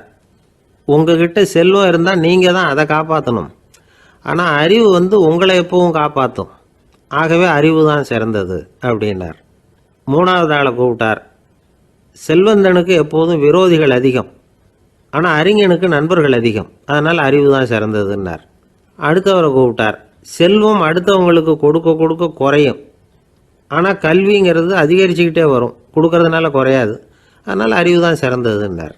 இன்னொருத்தரை கூப்பிட்டார். அறிவுள்ளவன் எப்பவும் அதை அடுத்தவங்களுக்கு வாரி வழங்கிக்கிட்டே இருப்பான், அதனால் அவங்ககிட்ட தாராளத்தன்மை இருக்கும், ஆனால் செல்வந்தன்கிட்ட கஞ்சத்தனம் தான் இருக்கும், அதனால் அறிவு தான் சிறந்ததுன்னார். ஆறாவது நபரை கூப்பிட்டார். செல்வத்தை கள்வர்கள் திருடிட்டு போக முடியும், ஆனால் அறிவை அப்படி திருடிட்டு போக முடியாது அப்படின்னார். ஏழாவது நபரை கூப்பிட்டார். செல்வம் கால ஓட்டத்தில் அழிஞ்சிரும், ஆனால் அறிவை கால ஓட்டம் ஒன்றும் பண்ண முடியாது, ஆகவே அறிவே சிறந்ததுன்னார். எட்டாவது ஆளை கூப்பிட்டு சொன்னார், செல்வத்துக்கு எப்பவும் எல்லை உண்டு, நிறை உண்டு, அளவு உண்டு, கணக்கு உண்டு, ஆனால் அறிவுக்கு அப்படிப்பட்ட எல்லை எதுவும் கிடையாது, அதனால் அதுதான் சிறந்ததுன்னார். அடுத்தவனை கூப்பிட்டார். செல்வம் உள்ளத்தில் உள்ள ஒளியை போக்கிவிடும், இருட்டை உண்டாக்கிவிடும், விரிந்த மனப்பான்மையை குறுகலாக்கிவிடும், ஆனால் அறிவு அப்படி இல்லை, இருண்ட உள்ளத்தில் ஒளியை பாய்ச்சி அதை விசாலப்படுத்துது, அதுதான் சிறந்ததுன்னார். கடைசியாக 10வது நபரை கூப்பிட்டார். செல்வம் மனசில் செருக்கை உண்டாக்குது, ஆணவத்தை ஏற்படுத்துது, அதனால் நானே கடவுள்னு நினைக்கிற அளவுக்கு மனுஷனை தாழ்த்தி விடுது, ஆனால் அறிவு பணிவையும் பண்பாட்டையும் வளர்க்குது, அதனால் அறிவு தான் சிறந்ததுன்னார். ஆக இப்படி 10 பேருக்கும் 10 விதமாக பதில் சொன்னது மூலமாக ஹஸ்ரத் அலி அவர்கள் அறிவு தான் செல்வத்தை விட சிறந்தது அப்படிங்கிறதுக்கு 10 காரணங்களை சுட்டி காட்டியிருக்கார். அந்த அறிஞர் 10 பேர் கேட்ட ஒரே கேள்விக்கு 10 பதில் சொன்னார். நமக்கு வேண்டிய ஒருத்தர் 10 பேர் கேட்ட கேள்விக்கு ஒரே பதில் சொல்லி சமாளித்தார். கேள்வி என்ன தெரியுமா? என்கிட்ட வாங்கின கடனை எப்போயா திருப்பி கொடுக்க போகிற? இதுதான் அந்த 10 பேரும் கேட்ட ஒரே கேள்வி. இந்த மாதம் 26ஆம் தேதி தந்துடுறேன் அப்படிங்கிற ஒரே பதில் சொல்லி அவ்வளவு பேரையும் இவர் அனுப்பி வச்சுட்டாராம். எல்லாரும் போனதுக்கப்புறம் இவரை தனியாக கூப்பிட்டு கேட்டிருக்கிறாங்க, அது என்ன சார் கணக்கு 26ஆம் தேதி, அன்னைக்கு என்ன அதிசயம் நடக்க போகுது அப்படின்னு கேட்டிருக்காங்க. அதிசயம் அன்னைக்கு இல்லை, அதுக்கு நாளே நடக்க போகுதுன்னாராம். விவரமாக சொல்லுங்கன்னு இருக்காங்க. வேறு ஒன்றும் இல்லைங்க, 26ஆம் தேதி தானே எல்லாரையும் வர சொல்லியிருக்கிறேன், அதுக்கு நாளே நான் புறப்பட்டு தலைமறைவாயிட போகிறேன் அப்படின்னாராம் ரொம்ப பெருமையாக. ஒரு ஊரில் ஒரு ராஜா இருந்தார். அந்த ராஜாவுக்கு ஒரு மந்திரி. ராஜா ரொம்ப நியாயமானவர், நேர்மையானவர், கண்டிப்பானவர். தப்பு செய்கிறது யாராக இருந்தாலும் தண்டனை கொடுப்பார். வேண்டியவங்களுக்கு ஒரு நியாயம், வேண்டாதவங்களுக்கு ஒரு நியாயங்கிறதெல்லாம் அவர்கிட்ட கிடையாது. ஒரு சமயம் அரசவையில் அந்த அமைச்சரே விதிமுறைகளுக்கு புறம்பாக ஏதோ நடந்துகிட்டு இருக்கார். மன்னருக்கு கோபம் வந்துட்டுது. உடனே அந்த அமைச்சரை கிட்டத்தில் கூப்பிட்டு அவர் கன்னத்தில் ஓங்கி ஒரு அறை கொடுத்துட்டாராம். உடனே அந்த அமைச்சர் என்ன பண்ணார் தெரியுமா? நேராக போனார். அங்கே நின்றுக்கிட்டு இருந்த இன்னொருத்தர் கன்னத்தில் ஓங்கி அரைஞ்சார். அறை வாங்கினவர் திகைச்சு போயிட்டார். இவர் ஏன் நம்மளை வந்து அரைகிறார் அப்படின்னு யோசனை பண்ணார். மன்னரும் திகைச்சு போயிட்டார். நாம இவரை அரைஞ்சா அதுக்காக இவர் போய் இன்னொருத்தர் அரையணுமா அப்படின்னு யோசனை பண்ணார். இவருக்கு என்ன பைத்தியமானு கூட நினைக்க ஆரம்பிச்சிட்டார். ஆனால் என்ன ஆச்சுன்னா, அப்புறம் அமைச்சர் அவர் கவனிச்சுக்கிட்டு இருந்தாரா, அவர் இன்னொருத்தர் அரைஞ்சார் இல்லையா, அந்த அறை வாங்கின ஆசாமியை பார்த்து கத்திக்கிட்டு இருந்தார். யார்? அமைச்சர். ஏன்பா என்கிட்ட அறையை வாங்கிக்கிட்டு இப்படி விவரம் இல்லாமல் நின்றுக்கிட்டு இருக்கிறியே, நான் உனக்கு கொடுத்ததை நீ வேற யாருக்கிட்டையாவது கொடுத்துரு அப்படின்னார். உடனே அந்த ஆள் பார்த்தான். தனக்கு அடுத்தபடியாக நின்றுக்கிட்டு இருந்தவனை ஓங்கி ஒரு அறை அரைஞ்சான். அவன் கன்னத்தை தடவிட்டே யோசனை பண்ணான். இது ஏதோ புரிஞ்சுக்கிட்ட மாதிரி அடுத்தாப்புல நின்றுக்கிட்டு இருந்தவனை அரைஞ்சான். இப்படி இந்த அறை வந்து மாறி மாறி போய்கிட்டே இருக்குது. ஊரு பூரா பிரயாணம் பண்ண ஆரம்பிச்சுட்டுது. அன்னைக்கு ராத்திரி அந்த ராஜா படுக்கிறதுக்காக போனார். அந்த நேரம் பார்த்து அவர் கன்னத்தில் பலார்னு ஒரு அறை விழுந்தது. நம்மளே அரையிறது யாரு அப்படின்னு அதிர்ச்சியோட மன்னர் திரும்பி பார்க்குறாரு. அரைஞ்சது அவரோட மனைவி. என்னாச்சு உனக்குன்னு கத்துனார் ராஜா. உங்களுக்கு தெரியாதா, ஊர் பூரா ஒருத்தர் மாற்றி ஒருத்தர் மூலமாக இந்த அறை வந்து பிரயாணம் பண்ணிட்டு வருது அப்படின்னாங்க அந்த அம்மா. அப்படின்னா ஆரம்பித்த இடத்துக்கே வந்துட்டுதா அப்படின்னாராம் மன்னர். என்ன சொல்கிறீங்கன்னு கேட்டிருக்காங்க. இவர் விவரத்தை சொன்னாராம். அப்படின்னா நீங்கள் ஆரம்பித்து வச்ச இந்த விளையாட்டை நான் முடிச்சு வச்சுட்டேன் அப்படின்னாங்களாம் அந்த அம்மா. மறுநாள் காலை மறுபடியும் அரசவை கூடிச்சு அந்த அமைச்சர் மன்னரை பார்த்து கேட்டார். என்ன மகாராஜா, என்கிட்ட கொடுத்ததை திருப்பி வாங்கிட்டீங்களா அப்படின்னாராம். இப்படி நடக்கும்னு நான் எதிர்பார்க்கவே இல்லைன்னார் மன்னர். ஆனால் நான் எதிர்பார்த்தேன். அது எங்கே போயிட போகுது, ஊர் பூரா சுற்றி கடைசியில் உங்ககிட்ட தான் வந்து சேரும் அப்படிங்கிறது எனக்கு தெரியும் அப்படின்னார் அமைச்சர். இந்த கதை வந்து வேடிக்கையாக இருந்தால் கூட இதில் உள்ள கருத்து முக்கியமானது. இந்த உலகத்தில் பல கருத்துக்கள் இப்படி தான் மாறி மாறி சுற்றி வந்துக்கிட்டே இருக்குது. நம்மால் ஒருத்தன் தன்னுடைய நண்பன் ஒருத்தனை கடத்தெருவில் பார்த்தான். உடனே ஓடி போய் பலார்னு ஒரு அறை கொடுத்தானா. அவன் கன்னத்தை தடவிட்டு ஏன்டா என்னை அரைஞ்சேன்னு கேட்டிருக்கான். நீ ஏன்டா என்னை முட்டாள்னு என் மனைவிட்ட போய் சொன்னேன் அப்படின்ட்டுருக்கான் அவன். உன்னை ஒரு முட்டாள்னு சொன்னதுக்காகவா நீ என்னை அரைஞ்சே அப்படின்னு கேட்டிருக்கான் இவன். டேய், நான் அதுக்காக அறையலப்பா, அது ஒரு பெரிய ரகசியம். நான் முட்டாளுங்கிறது அந்த ரகசியத்தை நீ வந்து ஏன் எங்கள் வீட்டில் போய் சொன்னேன், அதுக்காக தான் அரைஞ்சேன் அப்படின்னு நான் அவன். ஒரு இலக்கிய கூட்டம் ஏற்பாடு பண்ணியிருக்கிறோம், நீங்கள் அவசியம் வந்து அதில் பேசணும் அப்படின்னு கேட்டுக்கிட்டார் ஒருத்தர். வேணாங்க, 4 பேருக்கு முன்னாடி வந்து நிற்கிறதுனா எனக்கு ரொம்ப கூச்சமாக இருக்கும் அப்படின்னாரு இவர். ஏன் சார் இன்னமும் குழந்த மாதிரி கூச்சப்படுறீங்களே அப்படின்னார் அவர் ஒரு மாதிரியாக சமாளித்து அனுப்பி வச்சுட்டு அதுக்கப்புறம் அதை பற்றி இவர் யோசித்து பார்த்துருக்கார். சில நிபுணர்கள் எழுதியிருக்கிறத படித்தும் பார்த்துருக்கிறார். மனோதத்துவ நிபுணர்கள் என்ன சொல்கிறாங்க தெரியுமா? 10லேருந்து 20% குழந்தைகள் பிறக்கிறப்பவே கூச்ச சுபாவம் கொண்டதாக தான் இருக்குதான். ஒரு தாத்தா தன்னோட பேர பிள்ளைய ஆசையாக கூப்பிடுறார் விளையாட்டு காட்ட, அதை அழுதுகிட்டு ஓடி போகுது. ஒரு அம்மா தன்னோட பிள்ளைய பள்ளிக்கூடத்தில் சேர்க்கறதுக்காக கூப்பிட்டுக்கிட்டு போகிறாங்க. அந்த புள்ள அம்மாவோட முந்தானையில் ஒளிஞ்சிக்கிட்டு வெளில வரமாட்டேங்குது. இவங்களெல்லாம் எப்படி சமாளிக்கிறது? குழந்தைகளோட கூச்ச சுபாவத்தை போக்குறது எப்படி? இதுக்கு நிபுணர்கள் சில யோசனைகளை சொல்லியிருக்கிறாங்க. மற்றவங்களுக்கு முன்னாடி என் பையனுக்கு கூச்சம் ரொம்ப அதிகம் சார், மற்றவங்க பார்த்தா ரொம்ப வெக்கப்படுறான், இப்படி சொல்கிற அப்பாக்கள் உண்டு. என் பையன் புது மனுஷாலை பார்த்தா அட்டையாக ஒட்டிக்குவான் சார் அப்படின்னு சொல்கிற அப்பாக்களும் உண்டு. இப்படிலாம் குழந்தைகளுக்கு வந்து முத்திரை குத்துறது ரொம்ப தப்பான். புதுசாக யாராவது வீட்டுக்கு வந்தால் குழந்தை தானாக தன்னோட கூச்சத்தையும் பயத்தையும் போக்கிக்கிட்டு சகஜமாக மாறி வர்றதுக்கு வாய்ப்பு கொடுக்கணுமா. ஒரு கூட்டத்துக்கோ அல்லது சொந்தக்காரங்க கல்யாணத்துக்கோ குழந்தைய அழைச்சிட்டு போகிறீங்க, அங்கே போய் கட்டாயப்படுத்தி குழந்தைய மற்றவங்க கிட்ட பேச சொல்லக்கூடாது. சில சமயம் குழந்தை தானாக தன்னுடைய கூச்ச சுபாவத்தை விட்டு பேசுகிறதுக்கு முன் வந்தால் அதை பாராட்டணும்.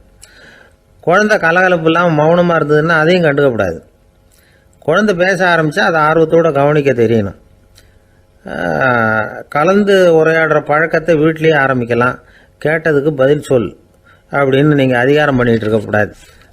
அது வந்து குழந்தைக்கு பேசுகிற சந்தர்ப்பத்தை குறைச்சிருமா. இப்போ நாம் அதிகாரம் பண்ணால் கேலி செய்கிற பழக்கம் குழந்தைகளை வந்து ரொம்ப பாதிச்சிருமா. பெரியவங்களானதுக்கு அப்புறமும் சில பேர் கூச்சத்தோடவும் பயத்தோடவும் இருக்கிறதுக்கு இதுதான் காரணம். சின்ன வயசில் அவங்கெல்லாம் ஏதாவது கேலிக்கு ஆளாகி இருப்பாங்க. 2வது குழந்தை மூத்த குழந்தைய வந்து கேலிக்கு ஆளாகிற சந்தர்ப்பங்களை கண்டு கேலி பண்ணினா அது இளம் நெஞ்சங்களை விட்டு நீங்கிறதே இல்லையா. எப்பவும் குழந்தையோட நடை உடை பாவனைகளை பற்றி சொல்லிக்கிட்டே இருக்கக்கூடாதான். அதுவே கூச்ச சுபாவத்தை கொண்டுட்டு வந்துருமா. அப்பா எங்கேன்னு யாராவது கேட்டால் இது மாதிரி இன்ன காரியத்துக்காக வெளியில் போயிருக்கார், இத்தனை மணிக்கு திரும்பி வருவார் அப்படின்னு சொல்கிற அளவுக்கு குழந்தைகளை வந்து பழக்கப்படுத்தி வைக்கணும். ஃபோன்லேயே யாராவது விசாரித்தா கூட இது மாதிரி பதில் சொல்லு அப்படின்னு சொல்லணும். சின்ன சின்ன மீட்டிங்கில் 4 வார்த்தை பேச தயார் பண்ணலாம். ஒரு கடையிலையோ அல்லது ஹோட்டல்லையோ ஏதாவது விவரம் கேட்கணும்னா உங்கள் குழந்தைய தைரியமாக அனுப்புங்க. குழந்தைகள் பணிவாகவும் பொறுமையாகவும் விவரம் கேட்குறப்போ கூச்ச சுபாவம் தானாக போயிடும். சின்ன வயசுலேயே இப்படிலாம் பழக்கப்படுத்தினா தான் வருங்காலத்தில் தைரியமாக இந்த சமுதாயத்தில் வாழ முடியும். இல்லைன்னா 60 வயசுலேயும் அடுப்பங்கரையை விட்டு வெளில வர்றதுக்கு கூச்சப்பட்டுக்கிட்டு தான் இருக்க வேண்டியிருக்கும். இந்த காலத்து பிள்ளைங்க எவ்வளவோ பரவாயில்ல, எதுக்கும் தயங்குறதில்ல, கூச்சப்படுறதில்ல. ஒரு அம்மா அடுப்பங்கரையிலேருந்து சத்தம் போட்டாங்க, டேய் ராமு, தயவு பண்ணி அந்த டிவியை நிறுத்துறா, அந்த பெண்ணோட குரல் மகா மோசம், அடுப்பங்கரையில் இருக்கிற என்னாலேயே அதை சகிச்சிக்க முடியல அப்படின்னாங்களாம். உடனே பையன் கொஞ்சம் கூட தயங்காமல் பதில் சொல்கிறான், அம்மா இந்த குரல் டிவியிலேருந்து வரல, எழுத்த விட்டு மாமி தான் இங்கே வந்திருக்கிறாங்க, அவங்க தான் இப்போ என்னோட பேசிக்கிட்டு இருக்கிறாங்க அப்படின்னு. நான் வங்க நாவலாசிரியர் சரத் சந்திரர் ஒரு நண்பர் அவர்கிட்ட வந்தார். வழக்கமாக எல்லா எழுத்தாளர்கள்கிட்டையும் கேட்குற ஒரு கேள்வியை கேட்டார். நீங்கள் எழுத்துத்துறைக்கு வந்தது எப்படி? இதுதான் கேள்வி. அதை தெரிஞ்சு என்ன பிரயோஜனம்னார் சரத் சந்திரர். சும்மா சொல்லுங்களேன், தெரிஞ்சுக்கிறேன் அப்படின்னார் வந்தவர். சரி சொல்கிறேன்னு ஆரம்பித்தார். நான் ரங்கூனில் வேலை பார்த்துக்கிட்டு இருந்தேன். சம்பளம் பத்தில், வேலையும் பார்த்துக்கிட்டு ஒரு பலசரக்கு கடை வைக்கலாம்னு நினச்சேன். என்னால் மளிகை கடை வச்சு சரியாக நடத்த முடியுமாங்கிற சந்தேகம் என் மனைவிக்கு. அதை சோதனை பண்ணி பார்க்கணுங்கிறதுக்காக சில பொருள்களின் அளவு, அதோட விலை, இப்படி சிலதை சொல்லி எல்லாத்தையும் மனக்கணக்காக கூட்டி போட சொன்னாங்க. என்னால் சரியாக கூட்டி சொல்ல முடியல. உங்களால் மளிகை கடை நடத்த முடியாதுன்னு சொல்லிவிட்டாங்க. உடனே என்ன பண்ணுறது, வேறு வழி இல்லை, கதை எழுத ஆரம்பிச்சிட்டேன் அப்படின்னார். கேட்டவருக்கு சிரிப்பு வந்துட்டு தான். சரத் சந்திரர் ஒரு பக்கம் சீரியஸான நாவல்கள், சிறுகதைகள் எழுதியிருந்தாலும் அவருடைய இன்னொரு பக்கம் வேற விதம். நண்பர்கள்கிட்ட பேசும்பொழுதும் சரி, அவர்களுக்கு கடிதங்கள் எழுதும்போதும் சரி, கேலியும் கிண்டலும் நகைச்சுவை உணர்வும் அதிகமாக இருக்கும். காந்திஜி ஒரு சமயம் கல்கத்தாவுக்கு வந்திருந்தார். தேசபக்தர்கள் பல பேர் அவர்கிட்ட பேசிக்கிட்டு இருந்தாங்க. அப்போது சரத் சந்திரரும் அங்கே இருந்தார். கிரண் சங்கர் ராய் அப்படிங்கிறவரும் அங்கே இருந்தார். அவர் சொன்னாராம், காந்திஜியோட பழகிய முதல் வங்காளி நான் தான். போயர் யுத்த காலத்தில் இவர் லண்டனுக்கு வந்திருந்தப்போ என்கிட்ட தான் வங்காள மொழி கற்றுக்கிட்டார் அப்படின்னாராம். உடனே சரத் சந்திரர் காந்திஜியை பார்த்து, இவர் உங்களுக்கு வங்காள மொழி கற்றுக் கொடுத்தது உண்மைதானா அப்படின்னாராம். ஆமான்னாராம் காந்தி. அதனால தான் உங்களால் வங்காள மொழி கற்றுக்க முடியல அப்படின்னாராம். எல்லாரும் சிரித்தாங்களாம். சரத் சந்திரர் சாம்தாபேர் அப்படிங்கிற கிராமத்தில் தங்கியிருந்தார். ஒரு இலக்கிய நிகழ்ச்சியில் கலந்துக்கிறதுக்காக. அதுக்காக ஒரு கல்கத்தாவுக்கு போக வேண்டிய சூழ்நிலை. அதுக்காக புறப்பட்டார். அந்த சமயத்தில் பின்னாடி இருந்து யாரோ அவரை கூப்பிட்டாங்க. இப்படி கூப்பிட்டவரை பார்த்து இன்னொருத்தர் யாரோ அதட்டி இருக்கிறாங்க. போகிறவரை ஏன் இப்படி கூப்பிடுறீங்க அப்படின்னு. ஏன் கூப்பிட்டா என்னன்னு கேட்டிருக்கார் சரத் சந்திரர். புறப்படுறவங்கள பின்னாடி இருந்து கூப்பிடுறது அபசகுனம், போகிற இடத்துல ஏதாவது ஆபத்து வரலாம் அப்படின்னு அதுக்கு விளக்கம் கொடுத்துருக்கிறார் அவர். உடனே சரத் சந்திரர் சொன்னாராம், இதோ இவங்க என்னை இலக்கிய கூட்டத்துக்கு அழைச்சிட்டு போகிறாங்களே, இதை விட வேற என்ன ஆபத்து வந்துட போகுது அப்படின்னாராம். இப்படி சரத் சந்திரருக்கு இயல்பாகவே நகைச்சுவை உணர்வு உண்டு. அவருடைய நண்பர் ஒருத்தர் வீட்டுக்கு கூப்பிட்டுருந்தார். அங்கே ஒரு கச்சேரிக்கு ஏற்பாடு பண்ணியிருந்தாங்க. சரத் சந்திரருக்கு இயல்பாகவே கச்சேரியில் நீண்ட ஆலோசனையெல்லாம் கேட்கறதுக்கு பொறுமை இருக்காது. அதனால் மெதுவாக பாட போகிறவர் எப்படி அப்படின்னு கேட்டிருக்கார். அவருக்கு ரொம்ப நல்லா பாட தெரியும் அப்படின்னு சொல்லியிருக்கிறாங்க. அதுக்கு சரத் சந்திரர், பாட தெரியுங்கிறது சரி, பாட்டை நிறுத்த தெரியுமா அதை சொல்லுங்கள் முதல்ல அப்படின்னாராம். ஒரு பெரியவர் உட்கார்ந்துருக்கிறார். அவரை சுற்றி அவருடைய தோழர்கள் உட்காந்துருக்கிறாங்க. ஏதோ ஒரு முக்கியமான செய்தியை அவர் அவங்களுக்கு சொல்லிகிட்டு இருக்கிறார். அவங்களும் ஆர்வமாக கேட்டுக்கிட்டு இருக்கிறாங்க. இந்த சமயத்தில் யாரோ ஒரு ஆள் வேகமாக அங்கே வர்றார். வர்ற வேகத்திலேயே எனக்கு ஏதாவது உதவி செய்யுங்க அப்படின்னு கேட்டுக்கிட்டே வர்றார். கேட்குறது உதவி, ஆனால் குரல் மிரட்டுறது மாதிரி இருக்குது, அதட்டி கேட்குறது மாதிரி இருக்குது. இதை கேட்டதும் அந்த பெரியவர் ஆத்திரப்படலை, ஆனால் அவரை சுற்றி இருந்தவங்க ஆத்திரப்பட்டாங்க. இதை பெரியவர் கவனித்தார். கொஞ்சம் அமைதியாக இருங்கன்னார். வந்தவரை கூப்பிட்டார். அவருக்கு சில பொருள்களை கொடுத்தார். என்னங்க இப்போ உங்களுக்கு மகிழ்ச்சி தானே அப்படின்னார். ஆ அப்படின்னு அலட்சியமாக அவர் சொல்கிறார். நான் உங்களை நல்ல முறையில் நடத்தினேன்னா அப்படின்னு கேட்குறாரு அவர் மறுபடியும். அதெல்லாம் ஒன்றும் இல்லை அப்படின்னு சொல்லி அவர் சொல்லிகிட்டு இருக்கிறாரு. குரலில் கடுமை குறையில. சுற்றி இருந்தவங்களால இதை பொறுத்துக்க முடியல. கோபத்தோடு அவரை நோக்கி நெருங்க ஆரம்பித்தாங்க. பெரியவர் அவங்களையெல்லாம் தடுத்து நிறுத்தினார். வந்தவரை வாங்க என்னோட அப்படின்னு சொல்லி அழைச்சிட்டு போனார். வீட்டுக்கு போனார். அங்கே போனதும் இன்னும் சில பொருள்களை எடுத்து அவர்கிட்ட கொடுத்தார். இப்போ திருப்தி தானே, நான் உங்ககிட்ட நல்ல முறையில் நடந்துக்கிட்டேனா அப்படின்னார். அவர் முகம் இப்போ தான் கொஞ்சம் மலர்ந்தது. ரொம்ப நன்றி, இறைவன் உங்கள் குடும்பத்துக்கு எல்லா நன்மைகளையும் செய்வான் அப்படின்னு சொன்னார். இதே வார்த்தைகளை என்னுடைய தோழர்கள்கிட்டே சொல்லிட்டீங்கன்னா அவங்க கோபம் தணிஞ்சிரும், வர முடியுமான்னார். கண்டிப்பாக வர்றேன் அப்படின்னாரு. மறுநாள் காலையில் அந்த இடத்துக்கு வந்தார். அதே மாதிரி சொல்லிவிட்டு அவர் போயிட்டார். தோழர்கள்லாம் ரொம்ப வியப்போடு பெரியவரை பார்த்தாங்க. அந்த பெரியவர் தான் நபிகள் நாயகம். அவர் சொன்னார், ஒருத்தன் ரொம்ப ஆசையாக ஒரு ஒட்டகத்தை வளர்த்துக்கிட்டு வந்தான். ஒரு நாள் அந்த ஒட்டகம் கயத்தை அறுத்துக்கிட்டு ஓடி போயிட்டுது. அக்கம் பக்கத்தில் இருக்கிறவங்கெல்லாம் அந்த ஒட்டகத்தை பிடிக்கிறதுக்கு முயற்சி பண்ணாங்க. அதை துரத்திக்கிட்டு ஓடினாங்க. ஒட்டகம் தாறுமாறாக ஓட ஆரம்பிச்சிது. இந்த சமயத்தில் ஒட்டகத்தை வளர்த்தவன் அங்கே ஓடி வந்தான். நீங்கள் அதை ஒன்றும் செய்ய வேணாம், விட்டுருங்க. அதோட சுபாவம் எனக்கு நல்லா தெரியும். அதை சுலபமாக என்னோடய வழிக்கு கொண்டுகிட்டு வந்துட முடியும். நான் பார்த்துக்கிறேன், விட்டுருங்கோ அப்படின்னா. எல்லாரும் விலைக்கு போயிட்டாங்க. இவன் என்ன செஞ்சான் தெரியுமா? கொஞ்சம் புல்லை கையில் எடுத்துக்கிட்டு அந்த ஒட்டகத்தை நெருங்கினான். அவ்வளவுதான். அது ஓடி இவன் காலடியில் உட்காந்துக்கிட்டது. செல்லமாக அதை அப்படியே தடவி கொடுத்தான். முதுகில் ஏறி உட்காந்துக்கிட்டான். அது பாட்டுக்கு சாதுவாக நடந்து போகுது. இந்த கதையை நபிகள் நாயகம் தம்முடைய தோழர்களுக்கு சொல்கிறார். ஒட்டகத்தை மட்டும் இல்லை, சில மனிதர்களையும் கூட சில விதத்தில் அணுகி தான் அவர்களை சீர்திருத்த வேண்டியிருக்குது அப்படிங்கிறத அவங்களுக்கு உணர்த்தினார். இது ஒரு அழகான உளவியல் அணுகுமுறை.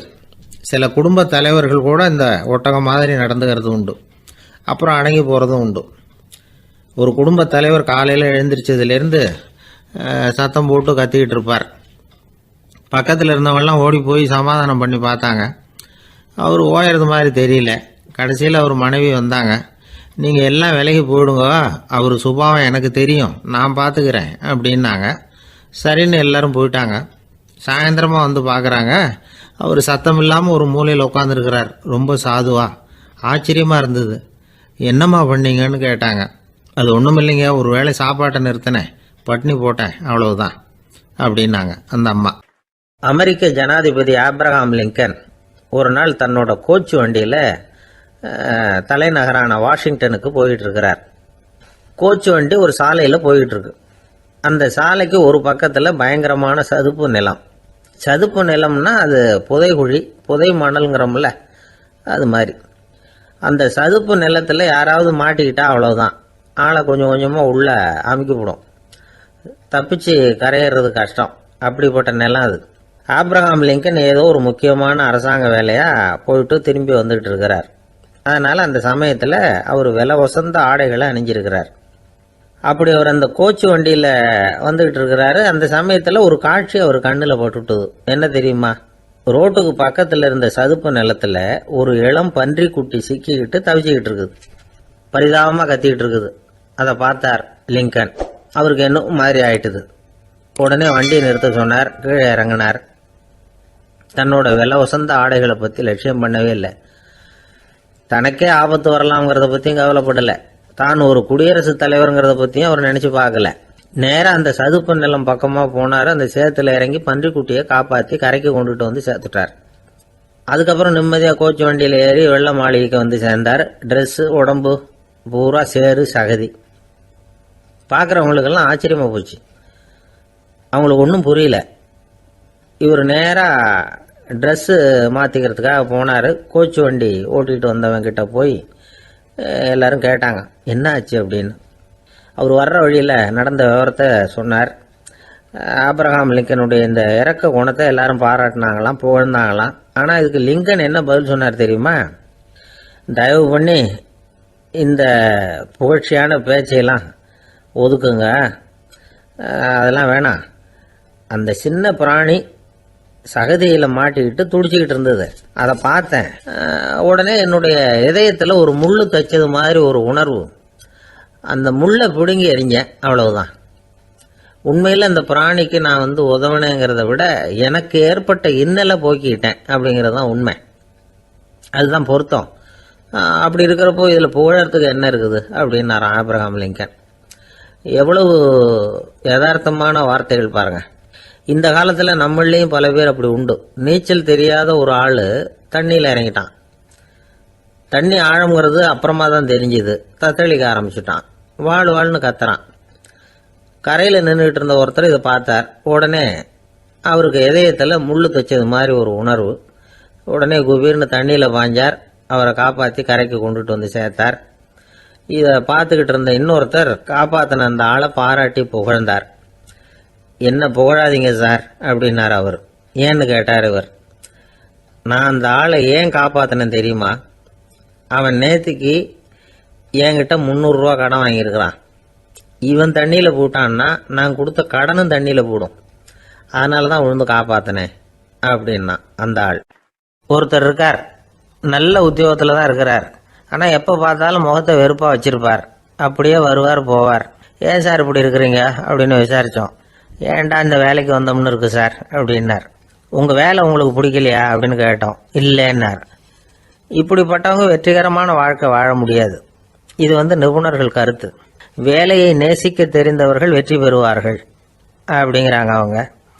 எந்த துறையாக இருந்தாலும் சரி, அந்த துறையில் வெற்றிகரமாக இருக்கிறவங்கள விசாரித்து பாருங்கள். எனக்கு என்னுடைய வேலை ரொம்ப பிடிக்கும் அப்படின்னு சொல்கிறவங்களாக தான் இருப்பாங்க. அப்படி இருந்தால் தான் அது வெற்றிகரமாக இருக்க முடியுது அவங்களால. ஒருத்தனுக்கு பிடித்தமான பொழுதுபோக்கே அவனுடைய தொழிலாக இருந்துட்டுதுன்னா அவனை மாதிரி கொடுத்து வச்சவன் வேற யாரும் இல்லை அப்படிங்கிறார் பெர்னாட் ஷா. ஒரு தடவை மன்னர் ஹுமாயூன் உயிரை தண்ணீர் முண்டு ஊற்றுகிற தொழிலாளி ஒருத்தர் காப்பாற்றினாராம் அந்த ஹுமாயூன் உயிரை. உடனே மன்னர் கேட்டிருக்கார், உனக்கு என்ன வேணும்னாலும் கேளு தரேன், உயர் பதவி வேணுமா அப்படின்னு கேட்டாராம். மன்னா, மக்களின் தாகம் தீர்க்கக்கூடிய இந்த பணியை விட உயர்ந்தது உண்டா அப்படின்னாராம் அந்த தொழிலாளி. அவரால் அவருடைய வேலையை நேசிக்க முடிஞ்சுது. அதனால் மகிழ்ச்சியாக இருக்க முடிஞ்சுது. நாமெல்லாம் அப்படி இல்லை. வேலை கிடைக்கிற வரைக்கும் கிடைச்சா போதும் அப்படின்னு இருக்கோம். கிடைச்சதுக்கப்புறம் ஏன்டா அந்த வேலைக்கு வந்தோம்னு ரொம்பவும் அழுத்துக்குவோம். சரி, நாம் இருக்கிற இடத்துல நாம் வெற்றிகரமாக இருக்க வழி உண்டா அப்படின்னா உண்டுன்னு சொல்கிறாங்க. அதாவது மன இயல் நிபுணர்கள் இருக்கிறாங்க இல்லையா, அவங்க அதுக்கு முக்கியமாக 6 வழிகள் சொல்கிறாங்க. நீங்கள் ஒரு அலுவலகத்தில் வேலை பார்க்குறவரா அப்படின்னா இதை கேளுங்க. அதாவது உங்கள் மேலதிகாரி எதிர்பார்ப்புக்கு தகுந்த மாதிரி உங்கள் வேலை இருக்குதா? அப்படி இல்லைன்னா முதல்ல உங்கள் வேலையின் தரம் உயரணும். உங்களுக்கு மேலே கீழே வேலை பார்க்குற பணியாளர்கள்கிட்ட நல்ல விதமாக பழகிறீங்களா? அந்த உறவு முறையில் ஏதாவது குறை இருந்தால் அதை கண்டுபிடிச்சி சரி பண்ணுங்க. நம்பிக்கைக்கு உரியவர் அப்படின்னு நீங்கள் பேர் எடுக்கணும். நீங்கள் எடுக்கிற முடிவு நல்ல முடிவாக தான் இருக்கும் அப்படின்னு அடுத்தவங்க சொல்லணும். உங்கள் தோற்றத்துக்கு முக்கியத்துவம் கொடுங்க. இது மனம் உடல் ரெண்டும் சம்மந்தப்பட்டது. அதனால் மனசையும் ஆரோக்கியமாக வச்சுருக்கணும், உடம்பையும் ஆரோக்கியமாக வச்சுருக்கணும். உங்களுடைய நிர்வாகம் செயல்படுற விதத்தை நல்லா புரிஞ்சு வச்சுக்கணும். உங்களுடைய நிர்வாகம் இப்போ ஒரு காரியம் செய்யுதுன்னு வச்சுங்க, ஏன் அப்படி செய்யுது, எதுக்காக அப்படி செய்யுது, அதனுடைய குறிக்கோள் என்ன, அது நீடிக்கிறதுக்கு காரணம் என்ன, இதையெல்லாம் தெரிஞ்சுக்கணும். சிரிப்புக்கு வஞ்சகம் பண்ணக்கூடாது. நல்லா சிரிக்கணும், அப்போ தான் அது திரும்ப கிடைக்கும். கடந்த கால தோல்வியை பற்றி கவலைப்படக்கூடாது. முதலாளி விருப்பம் தெரிஞ்சு நடந்துக்கிறது நல்லது தான். அதுக்காக காக்கா பிடிக்கணுங்கிற அவசியம் இல்லை. உங்களுக்கு ஒரு பொறுப்பான வேலை கிடைக்குது, உடனே சத்தம் குழப்பம் அப்படின்னு சூழ்நிலையை இறுக்கமாக ஆக்கிடக்கூடாது. எந்த சூழலையும் இயல்பாக கையாளக்கூடியவர் அப்படிங்கிறத காட்டணும். இதெல்லாம் உங்கள் துறையில் நீங்கள் வெற்றி பெற நிபுணர்கள் சொல்கிற யோசனைகள். இவ்வளவு விவரமும் சொல்லிவிட்டு ஒருத்தரை பார்த்து கேட்டோம், இப்போ சொல்லுங்க, நீங்கள் செய்கிற வேலை உங்களுக்கு பிடிச்சிருக்குதா அப்படின்னா. ரொம்ப ரொம்ப பிடிச்சிருக்குது அப்படின்னார். சரி, என்ன செஞ்சிட்டு இருக்கிறீங்க அப்படின்னு கேட்டோம். சும்மா தான் இருக்கிறேன் அப்படின்னார் அவர்.